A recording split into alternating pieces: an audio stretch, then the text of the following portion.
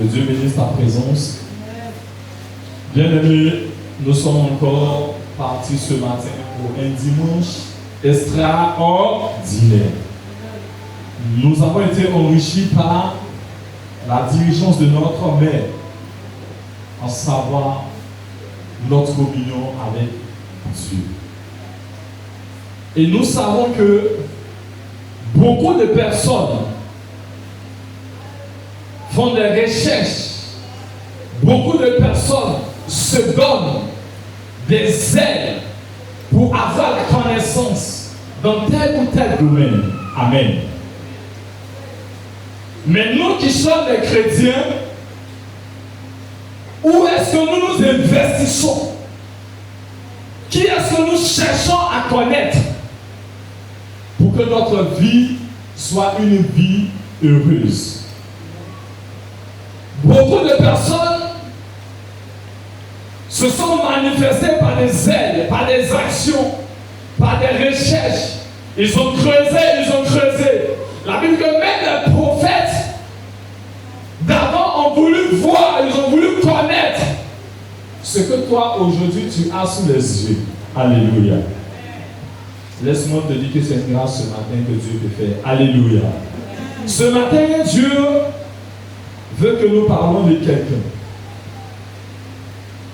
Celui dont les gens ne pouvaient pas considérer le visage ou la personne physique. Nous allons parler de Christ ce matin. Donc toi tu as ton stylo, toi tu as ton cahier, on va beaucoup écrire ce matin. Alléluia. Le mercredi, on a été enseigné par notre leader. Et nous avons compris combien de fois il est mauvais de venir à l'église et de ne pas prendre note des enseignements. Alléluia. Combien de fois il est mauvais de ne pas jeter notre regard dans la parole de Dieu pour connaître la volonté de Dieu. Mais ce matin, je vais t'encourager. Alléluia. Et le thème, c'est connaître Christ. Connaître Christ. Quelqu'un me dira, mais je connais Christ. Frère, Dieu va nous parler ce matin. Et lorsque nous allons finir le message, toi-même tu vas répondre à ta question. Amen. Je vais demander à sa servante de prendre acte, de préparer acte 9. On va aller dans le livre des Actes. Il y a quelqu'un qui disait en Israël que lui, il connaissait Dieu, qu'il avait Dieu avec lui, qu'il dormait avec Dieu, qu'il possédait Dieu, qu'il connaissait les profondeurs de Dieu. Mais la Bible dit, avec Acte 9, la personne était surprise. Toi et moi, nous allons découvrir ce que Dieu veut nous dire ce matin. On va aller dans Acte 9. Tu prends à partir du verset 1. Sinon, c'est le 3, 5, mais on va aller à partir du verset 1. Vas-y. Acte 9, à partir du verset 1. Acte 9, verset 1. Yes. Écoute bien. Cet enseignement, il faut bien sûr. Alléluia. Vas-y. Cependant, Saül respirait encore la menace et le meurtre contre les disciples du Seigneur. Amen. Vas-y. Se rendit chez le souverain sacrificateur et lui demanda de mettre les synagogues de Damas afin que s'il trouvait des partisans de la nouvelle doctrine, hommes ou femmes, il les amena liés à Jérusalem. Donc s'il trouvait les partisans de la nouvelle doctrine, il allait les envoyer liés à Jérusalem. Amen.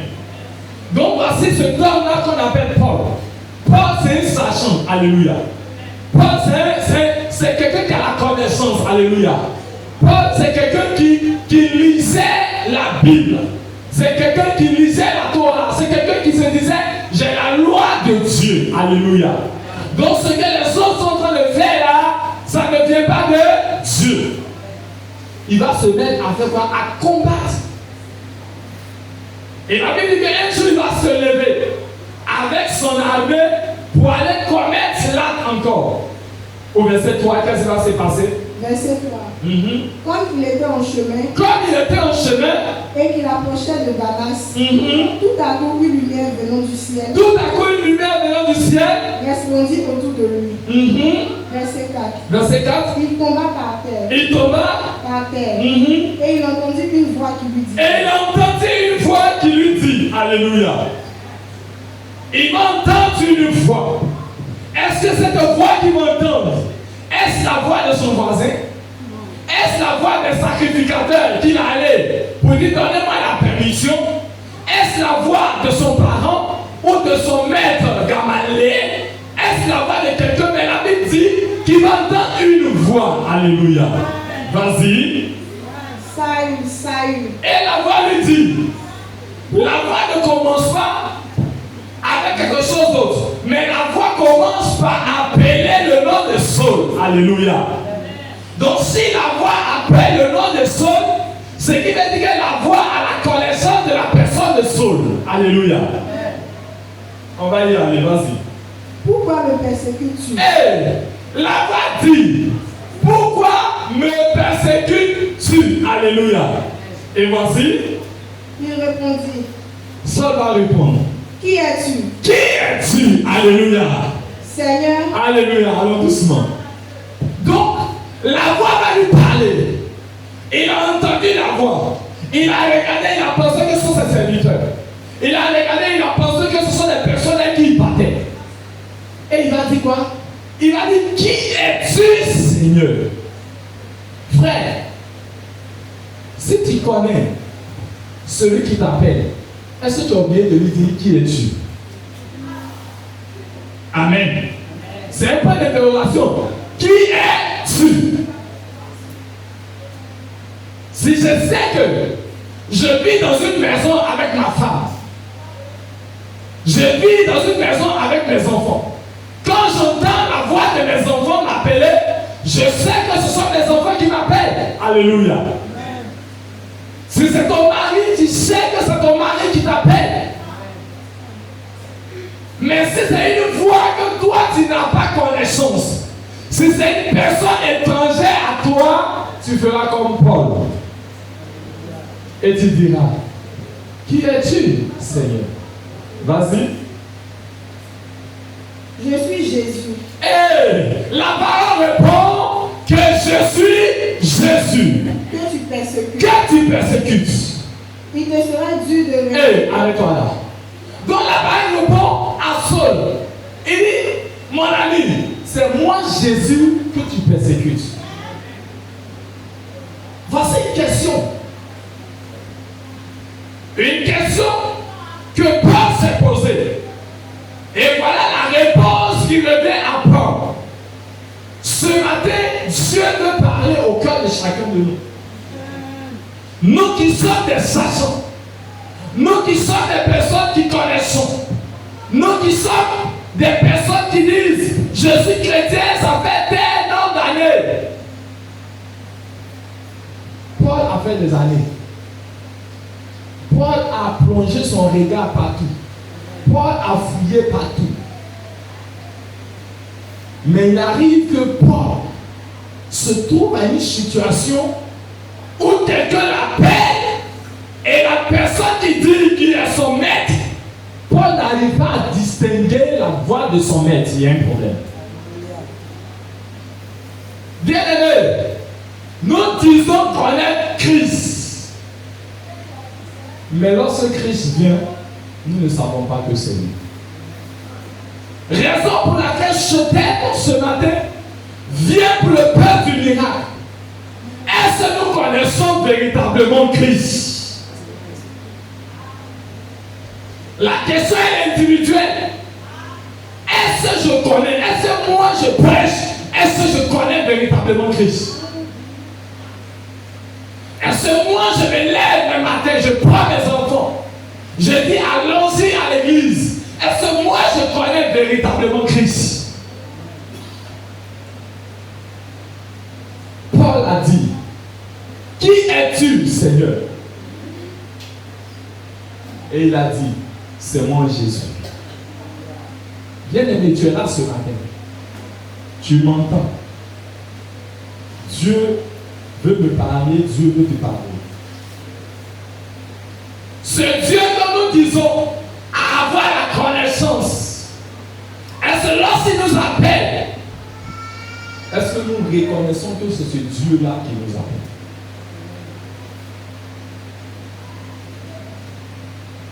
On va descendre. Et quand on va descendre au fur et à mesure, je sais que tu vas prendre une résolution ce matin. Bien aimé, ça ne sert à rien de venir à l'église. Comme notre mère enseigne, ça ne sert à rien de venir à l'église. Si tu viens à l'église, que tu ne peux pas être transformé. Si tu viens à l'église, que tu ne peux pas être changé par la parole que tu reçois. Si tu viens à l'église, que tu ne peux pas trouver une relation avec Christ, il y a un problème.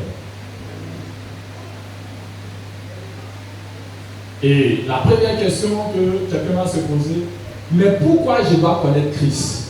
Moi-même, je me suis posé cette question. Lorsque le terme est venu que je devais exploiter ce terme, mais pourquoi je dois connaître Christ? On me dit, il y a Dieu, il y a Dieu, Dieu, Dieu, Dieu. Donc, je peux me focaliser sur le nom de Dieu. Alléluia.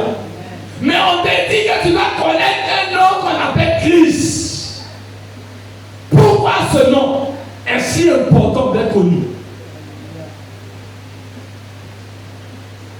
Et dans cette question, la petite réponse que je vais te donner, c'est que connaître Christ, c'est une priorité absolue. Bien aimé, connaître Christ est une priorité absolue. Il n'y a pas autre alternative. Alléluia. Il n'y a pas autre voie en tant que chrétien. Un chrétien a l'obligation de connaître Christ. Sinon, ça ne sert à rien de venir à l'église. Christ, c'est la vie. Si ton âme désire quelque chose, ton âme doit désirer Christ. Si ton âme veut quelqu'un, ton âme doit désirer Christ. Frère, Christ est la vie. On veut le bonheur, le bonheur. Christ est le bonheur. Si tu veux éviter l'enfer, Christ est la vie. Quelqu'un m'entend ce matin? L'enfer que tu veux éviter, celui qui est capable de te faire éviter l'enfer, c'est Christ. Regarde, on va aller dans Matthieu 19, verset 29. On va beaucoup écrire, pour ceux qui notent, on va beaucoup prendre les passages pour étayer, pour éclairer un peu l'expression que nous donnons. Dans Matthieu 19, verset 29, ceux qui étaient en train de marcher avec Christ vont poser une question. Frère, ceux qui marchent avec Jésus posent beaucoup de questions. Alléluia. Pour avoir une réponse claire. Matthieu 19, verset 29. Vas-y. Matthieu 19, verset 29. Yes. Et quiconque aura quitté. La Bible dit que quiconque aura quitté, c'est Jésus qui est en train de répondre à ses disciples. Alléluia. Ses disciples ont dit, mais Jésus, sinon on te suit là, on gagne quoi? Amen. Vas-y. Et quiconque aura quitté à cause de mon nom, ses frères, ou ses soeurs, ou son père, ou sa mère, ou sa femme, ou ses enfants, ou ses terres, ou ses maisons, recevra le centuple et héritera la vie éternelle. Donc la partie centuple ici ne m'intéresse pas. Mais ce qui m'intéresse, c'est que quoi? La Bible dit, il va hériter la vie éternelle. Amen. Donc, la connaissance que tu auras de Christ va te donner un héritage. Alléluia. Moi, je ne sais pas quel héritage tu cherches en venant à l'église. Je ne sais pas quel héritage tu cherches lorsque tu viens adorer. Mais Christ dit que ton héritage, ce qu'il en partage pour toi, c'est la vie éternelle. Il faut bien suivre ma voix ce matin, parce qu'on va aller plus fort. Alléluia. Frère, il faut comprendre. C'est pourquoi tu dois connaître Christ. C'est pour ta vie éternelle. Et celui qui donne la vie éternelle, c'est Christ. Maintenant, il arrive que on a des raisonnements qu'on se fait. Il y a des choses qu'on se dit. On se met dans une position. Et cette position semble fausse. Si on la compare aux Écritures. Quelqu'un pourra dire, mais moi je suis déjà sauvé. Mais je suis sauvé. J'ai accepté Jésus. Donc je suis sauvé. Quelle histoire de connaître encore Christ? Pourquoi connaître encore? Mais lorsque la Bible dit que Christ habite en nous, on se dit que ça veut tout dire. Mais quelqu'un peut habiter en toi sans toutefois que tu puisses te connaître. Dis-moi Amen. Il est expliqué ça. Quelqu'un peut habiter, tu peux habiter avec quelqu'un, mais ne pas connaître la personne. Est-ce que tu sais? Tu peux être avec ton mari, tu peux être avec ta femme dans une maison durant des années. Et puis un jour tu te lèves, tu te poses la question. Est-ce que mon mari là même je le connais? Est-ce que ma femme là je le connais? Tellement ce qui se passe là te permet de dire, on dirait que ce gars là je ne le connais pas après. Frère, tu peux être avec quelqu'un mais ne pas le connaître. C'est ainsi que quelqu'un pourrait dire non, mais moi je suis sauvé. Je suis sauvé. Mais regarde, la parole de Dieu est claire. Plus tu parles, il faut qu'on regarde les Écritures. Qu'est-ce que les Écritures nous disent? Tu vas aller dans Matthieu 7, verset 21. Matthieu 7, verset 21. Matthieu 7, verset 21. Oui. Ceux qui me disent. La Bible dit, ceux qui me disent, Seigneur, Seigneur, Seigneur, Seigneur, n'entreront pas tous dans le royaume des cieux. Est-ce que quelqu'un me suit? La Bible dit, ceux qui me diront, Seigneur, Seigneur. Donc, absolument, nous qui avons accepté Jésus, nous l'appelons toujours Seigneur, Seigneur, Seigneur, Seigneur. Amen. Mais Jésus dit, quoi qu'on va l'appeler Seigneur, Seigneur, n'entreront pas tous dans le royaume des cieux. Mes frères, ça m'a scandalisé. Comment Jésus peut dire que moi je vais l'appeler Seigneur, Seigneur, Seigneur, et puis c'est pas sûr que moi j'entre là-bas. C'est pas sûr que moi j'ai la vie éternelle. Cependant, moi je dis que je l'ai accepté et que je suis sauvé. Alléluia. C'est bizarre. Si Jésus même est là, on va lui dire Jésus, on ne peut pas accepter ça. Comment nous on va t'accepter? Et puis quand tu vas nous dire, on te dit Seigneur, Seigneur, et puis c'est pas sûr que nous on soit à la fin là-bas, il y a un problème Jésus. Et mais qu'est-ce qu'il va dire? Il va dire, mais celui-là seul qui fait la volonté de mon Père qui est dans les cieux. Celui-là seul qui fait la volonté de mon Père qui est dans les cieux. Quand tu entends faire la volonté de mon Père qui est dans les cieux, tu vas dire, mais Seigneur, la volonté de ton Père qui est dans les cieux, là, je fais déjà. Je visite les orphelins, et les veuves, je les visite, mais je vais à l'église, j'acclame, je fais offrande, je fais annonce, je suis service d'ordre, je prêche, je fais tout ça. Tu vas commencer à citer ces choses-là.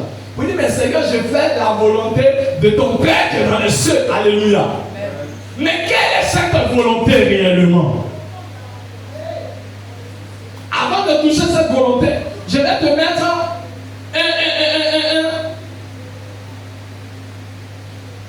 un point qui va te permettre de voir est-ce qu'il n'y a pas une nuance. Mais quand tu vas comprendre, tu vas voir pourquoi te dire ou mettre dans ton esprit être sauvé ne te permet pas ou ne te garantit pas totalement quoi, la connaissance de Christ, ne te garantit pas la vie éternelle. Alors dans Romains 10, verset 9. que nous connaissons tous. Romains 10, verset 9. On est toujours dans Matthieu 7, 21. Il dit la volonté de mon Père qui est dans les cieux.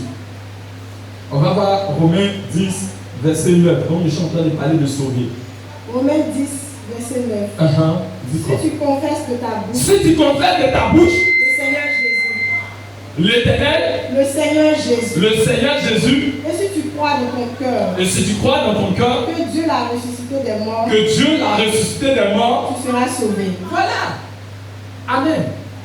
C'est-à-dire que quand tu prends Romains 10, tu dis mais ça veut tout dire que je suis sauvé, n'est-ce pas? Mais voilà que Jésus dit, même quand tu vas dire Seigneur, Seigneur, c'est pas sûr que tu entres.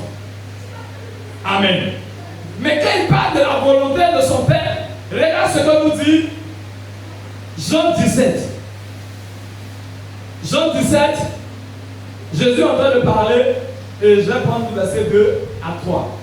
La Bible dit, au verset 1, il dit, après avoir ainsi parlé, Jésus leva les yeux au ciel et dit, Père, l'heure est venue, glorifie ton Fils afin que ton Fils te glorifie.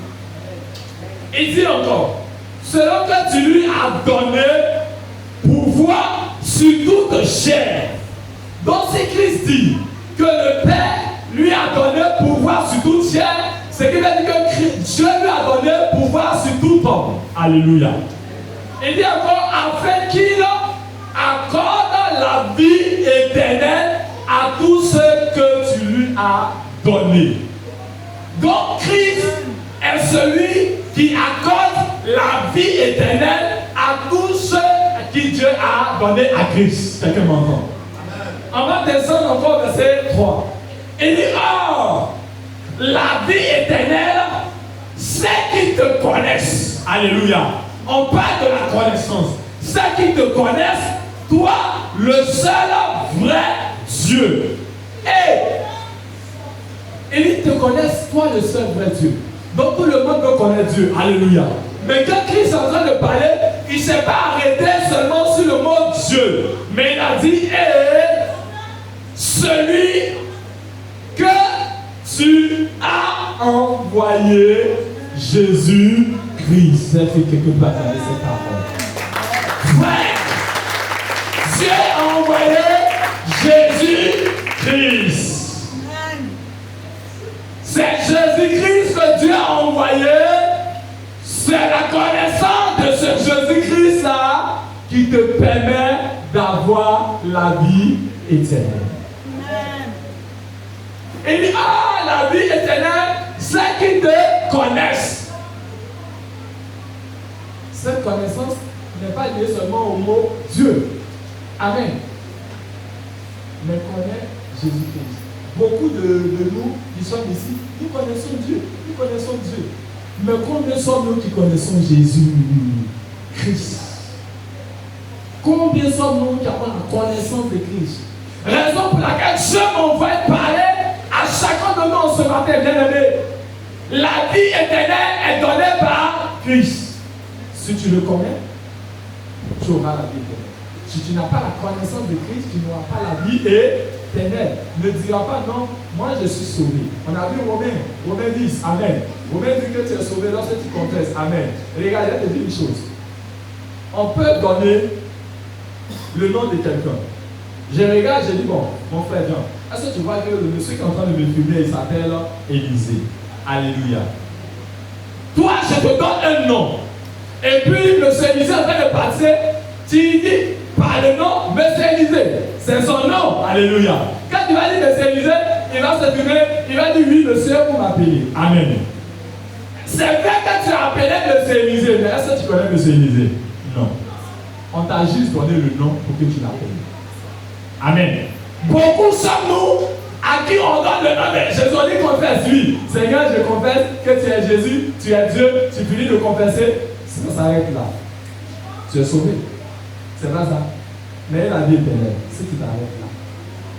Frère, être sauvé c'est bon.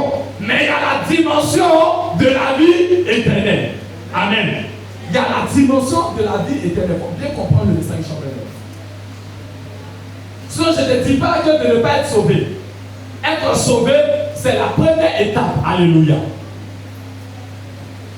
Mais comme on ne peut rien faire sans la parole de Dieu, on va toujours nous appuyer sur la parole de Dieu. Regarde. Christ, lorsqu'il est venu,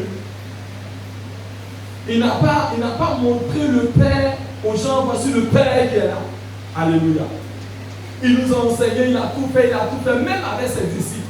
Au point qu'à la dernière minute qu'il voulait partir, il ne parle pas du Père, Il y a un disciple qui dit, mais Jésus, depuis là, tu ne parles du Père, le Père. Pour nous montrer le Père, et puis c'est fini. Alléluia. Là, le discours est fini. C'est-à-dire, donc depuis je suis avec toi là, tu ne m'as pas connu. Le mot connaître. Depuis je suis avec toi, tu ne m'as pas connu. Donc si tu veux connaître le Père, tu dois me connaître. Amen. Il était étonné. Parce que lui voulait voir le Père. Jésus est venu révéler le Père dans la dimension amour.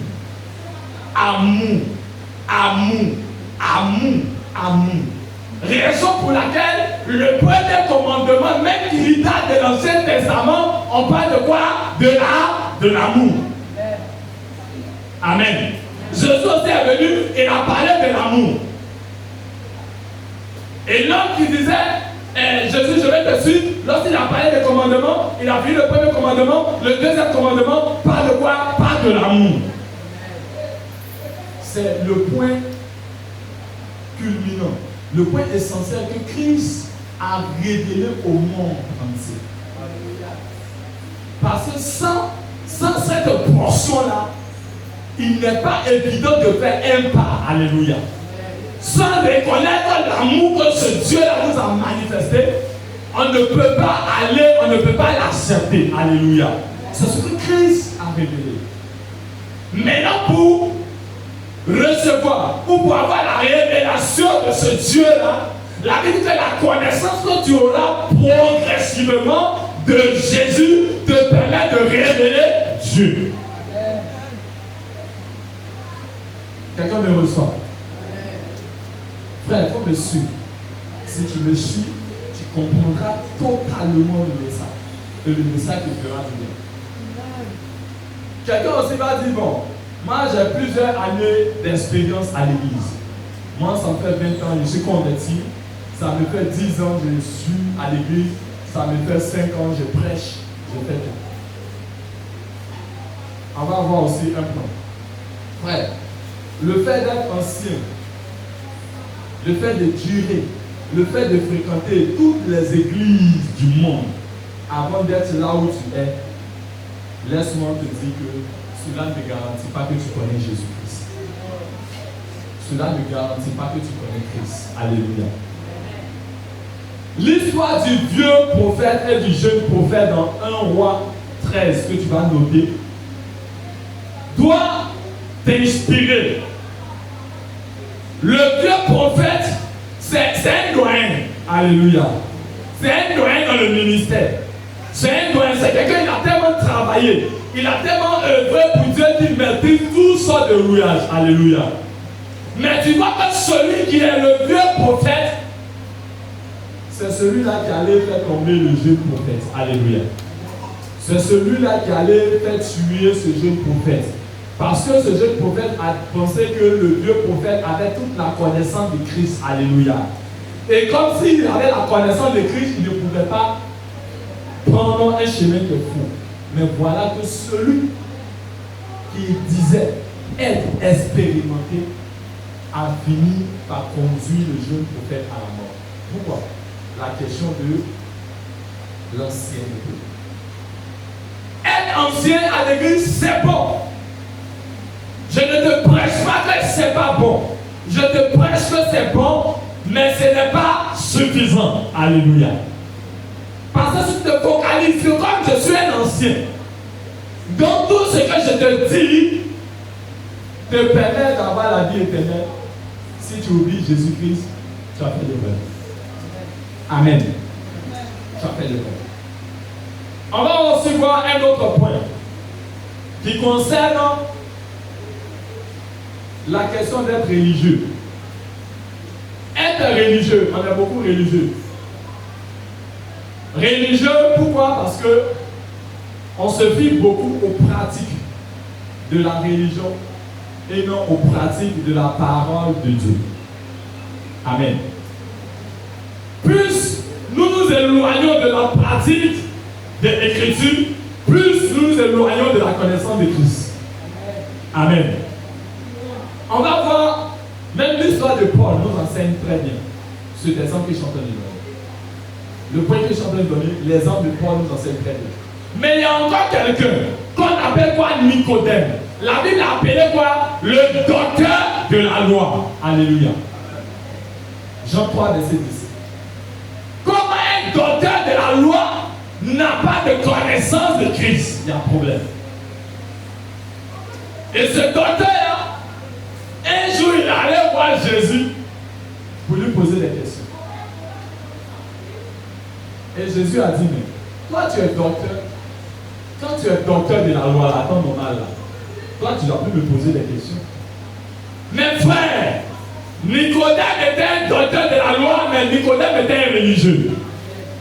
Parce que Nicodème n'avait pas la connaissance, n'avait pas la révélation de la connaissance de Christ.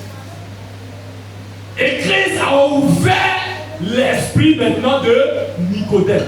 Il a transformé la position de Nicodème de religieux à une personne qui doit être quoi? Née de nouveau. Parce qu'il a dit, Nicodème, même si tu es docteur, même si tu es révérend, même si tu es balayeur, même si tu es chanteur, même si tu es celui qui fait telle chose, laisse-moi te dire que tu dois naître de nouveau. Parce que c'est celui qui naît de nouveau, c'est celui qui a accès à la vie éternelle. Frère, mais pour le faire, il faut une dimension. Quoi qu'il était docteur de la loi, mais il a dit qu'il y a un docteur au-dessus de tous les docteurs. Alléluia. Et lorsqu'il est venu, il a dit qu'il est venu dans un esprit d'humilité. Frère, pour connaître Christ, il faut l'humilité. Pour connaître Christ dans toute sa dimension, il faut l'humilité. Et quand il est venu et qu'il s'est humilié, il a fini par avoir cette connaissance. Être religieux n'est pas bon, ne peut pas nous aider. Amen. Être religieux ne nous aide pas. On va aussi voir un autre point qui concerne avoir les dons spirituels. Bien aimé, je suis en train de donner un enseignement assez large parce que le thème sur la connaissance de Christ est grand. Amen. Il y a des enseignements qu'on a déjà vus, comment connaître Christ, tout ça, là, ce sont des points que je n'ai pas touchés. Mais il y a des éléments que Dieu m'a communiqués. Amen. Que nous allons voir.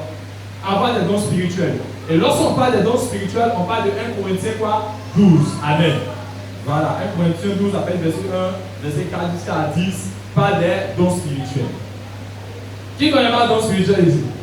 J'avais à poser une question ici la semaine. Amen. Mais il sait que tout le monde est parti, qu'il a lu sa Bible, que tout le monde connaît les dons spirituels. Amen. Donc quelqu'un pourra dire non, moi j'ai les dons spirituels, alors je connais quoi? Je connais Christ. Bien aimé, Dieu peut utiliser qui il veut. Il peut utiliser même quelqu'un qui ne le connaît pas. Comme je l'ai dit. Dieu peut utiliser qui il veut, il peut utiliser quelqu'un qui ne le connaît pas. Il peut utiliser quelque chose que lui veut. La preuve, la Bible que Dieu a utilisé quelqu'un qu'on appelle Anne. Anne, ce n'est pas le nom de l'homme, hein? C'est le nom de l'animal. Amen. La Bible que Dieu a utilisé quelqu'un qu'on appelle une ânesse, l'âne.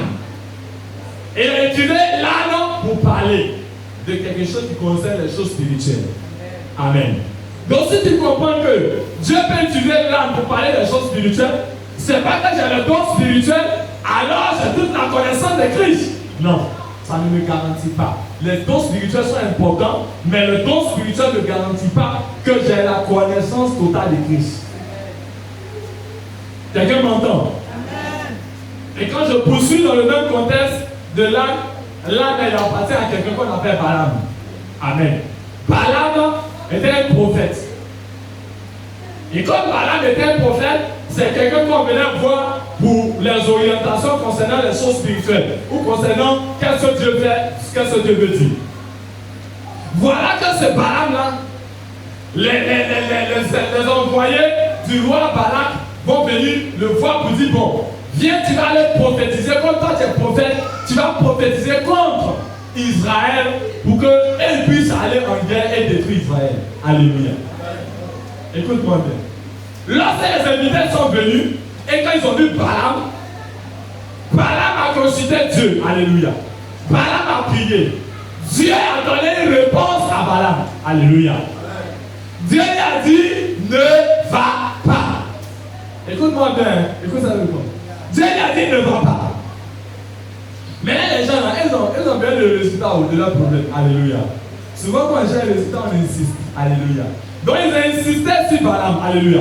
Et quand ils ont insisté, Balaam aussi il dit si les gens insistent, ça c'est que leur problème est sérieux. Alléluia. Quelqu'un m'entend? Donc quand ils ont insisté, ils ont dit ah, c'est que véritablement, je sais que je dois aller. C'est que je dois aller. Bon, il va faire quoi une deuxième fois? Il va encore demander à Dieu s'il doit partir. Regarde, la première fois, Dieu lui a dit ne va pas. Comme Balaam aussi a insisté sur l'incitation des invités de Balak, il va chercher à partir. Dieu lui a dit, comme tu insistes, il y va. Ça fait deux informations. Première information, Dieu a dit non.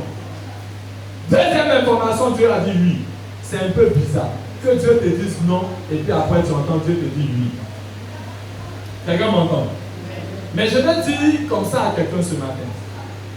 Il y a des choses où tu veux une réponse. Il y a des choses où tu veux la volonté de Dieu. Et puis tu entends une réponse. Que ce soit par un serviteur de Dieu, que ce soit ensemble, que ce soit une communication que Dieu te donne.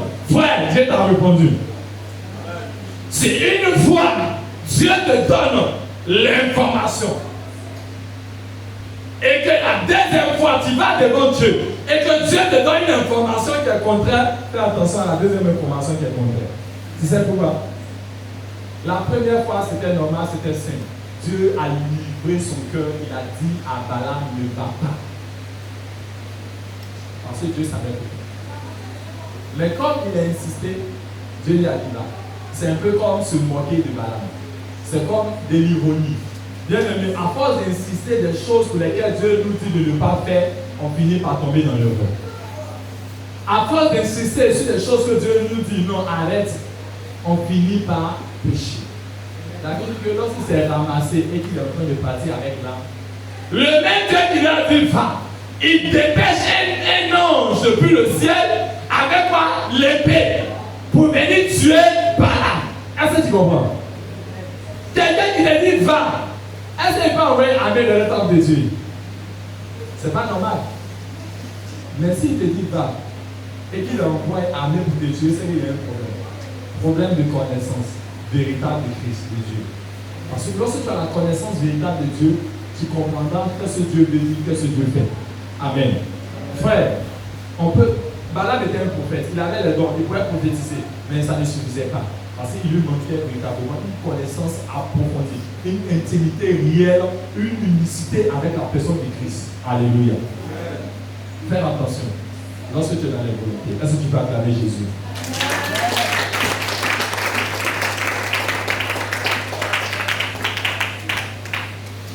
Frère, nous sommes intimes à Christ dans le lieu secret. Le lieu secret est très important. Et le troisième point que véritablement je veux toucher, le premier point c'était pourquoi connaître Christ. Le deuxième point, je vais parler un peu des raisonnements qui sont fausses. Alléluia. Et le troisième point, c'est connaître Christ. Qu'est-ce que c'est que connaître Christ? Bien aimé, connaître Christ, c'est avoir une révélation totale de Christ. C'est avoir une relation d'intimité, une communion et être uni à la personne de Christ. Lorsqu'on parle d'intimité, Genèse 4, verset 1 nous explique bien. La Bible dit que Adam a connu quoi? Ève, sa femme. Alléluia. Si Adam a connu Ève, sa femme, c'est ce qui veut dire que Adam et Ève étaient ensemble. Alléluia. Ce qui veut dire que Adam et Ève se retrouvaient dans un lieu précis. Alléluia. Ils étaient proches l'un de l'autre. Alléluia. Donc il y avait ce qu'on appelle l'intimité. Amen. Dieu désire que tu sois proche de Christ. Amen. Dieu désire que tu sois en intimité avec Christ, comme Adam était en intimité avec Ève. Et l'élément de 1 Corinthiens 6, verset 16 à 17, nous explique véritablement comment être unis. Dieu veut que nous soyons unis à Christ pour être un avec lui. Si tu n'es pas uni à Christ, tu ne peux pas être un avec lui. Mais quelqu'un va se poser la question. Mais comment être uni à quelqu'un qui est esprit? Amen. 1 Jean 3, verset 1 Jean 4, verset 17 dit: lorsque nous nous unissons à Christ, tel qu'il est, tel nous sommes. C'est-à-dire que toi, de la manière Christ est là, c'est comme ça toi tu seras. Amen. Lorsque tu es uni à lui. Mais ici, tu vas voir que connaître Christ sur le point que je viens de toucher nous envoie dans une dimension d'esprit et dans une dimension de chair. On doit être unis à Christ. On doit avoir une intimité à Christ. Avec Christ. On doit être dans une position de communion avec Christ dans l'esprit et dans la chair. Frère, tout n'est pas seulement que esprit. Mais après esprit, il y a ce qu'on appelle dans la chair. Je vais t'expliquer.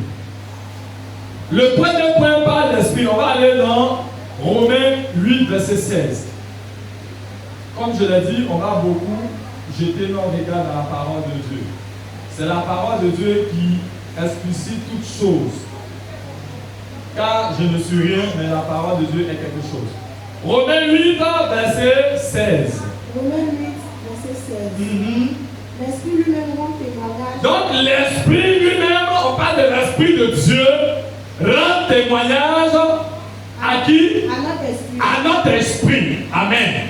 Donc l'Esprit de Dieu va rendre témoignage à ton esprit, va rendre témoignage à mon esprit pour dire que je suis quoi? Enfant de Dieu. L'Esprit de Dieu ne peut pas rendre témoignage à ton esprit s'il n'est pas connecté à ton esprit. Alléluia. L'Esprit de Dieu ne peut pas rendre témoignage de ton esprit si ton esprit n'est pas uni à l'Esprit de Dieu.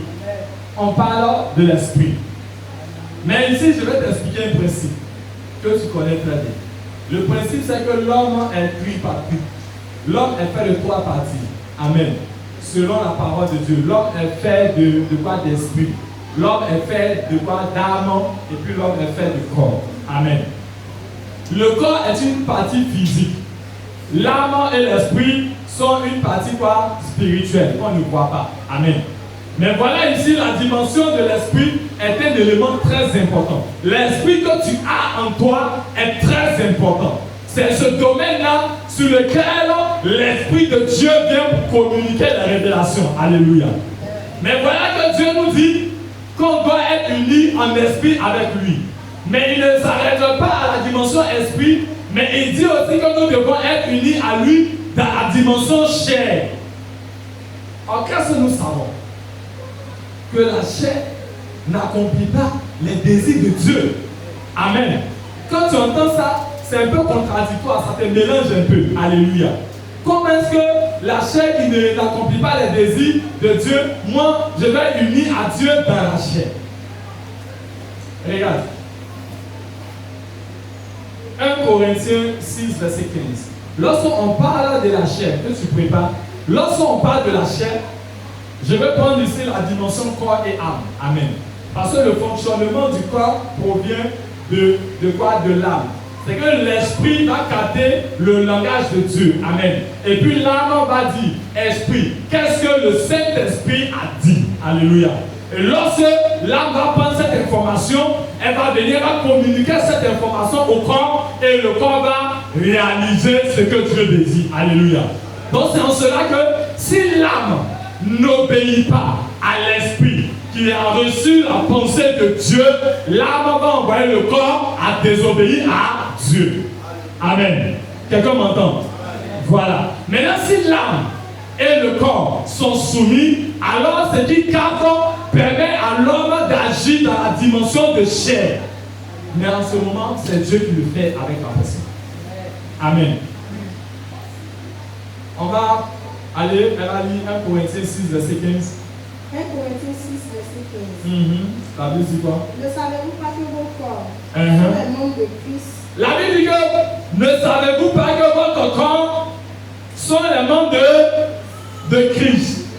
Donc toi, ton corps, c'est membre de Christ. Christ est spirituel, ton corps là est son. Est-ce que tu vois? Toi, ton corps, c'est membre de Christ. Est-ce que tu vois un peu? Donc, si ton corps est membre de Christ, ce qui veut dire quoi? Ton corps est lié à quoi? À qui? À Christ. C'est que ta partie corps, ta partie chair, ta partie âme doit être liée à Christ. Pour que les actes que tu vas poser puissent refléter la personne de Christ. Amen. Vas-y, lire et tu vas achever. L'engage donc les membres de Christ pour en faire les membres d'une prostituée. Amen. Donc ici, l'unité avec Christ, c'est dans l'esprit et c'est aussi dans la chair.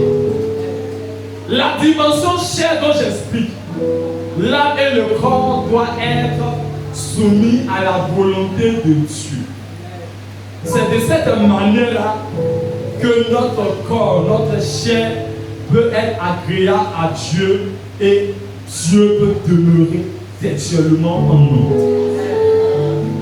Si tu veux que Christ soit formé en toi, ce n'est pas seulement la dimension spirituelle, ce n'est pas seulement la dimension esprit, il y a aussi la dimension chair. Lorsqu'on dit que quelqu'un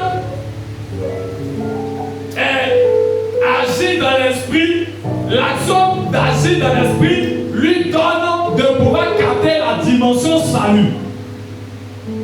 Mais si tu arrives à associer au salut la dimension vive dans la chair avec Christ, tu auras ce qu'on appelle la vie éternelle.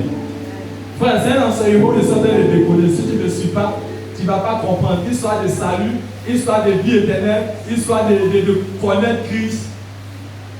L'enseignement vient pour nous éclairer ce matin. Quelqu'un dira, mais en ce moment, est-ce qu'on peut parler de marcher par l'esprit? Si quelqu'un marche par l'esprit, ou qu'on dit à une personne, tu marches par l'esprit, c'est que toi, tu es uni à Christ dans l'esprit et tu es uni à Christ dans la chair. Ce sont les deux dimensions-là qui te permettent de dire que tu vis dans l'esprit ou tu marches par l'esprit. Ce sont des thèmes qui sont difficiles à comprendre. Tant que Christ n'a pas donné la révélation de ça. Mais pour que Christ te donne la révélation, il faut approcher. Amen. Frère, je veux beaucoup insister sur la dimension être unis à Christ dans la chair. Parce que c'est la chair qui nous pousse à faire beaucoup de bêtises. C'est la chair qui nous pousse à aller dans la rébellion, dans la désobéissance. C'est la chair qui nous pousse à agir contre la pensée de Dieu.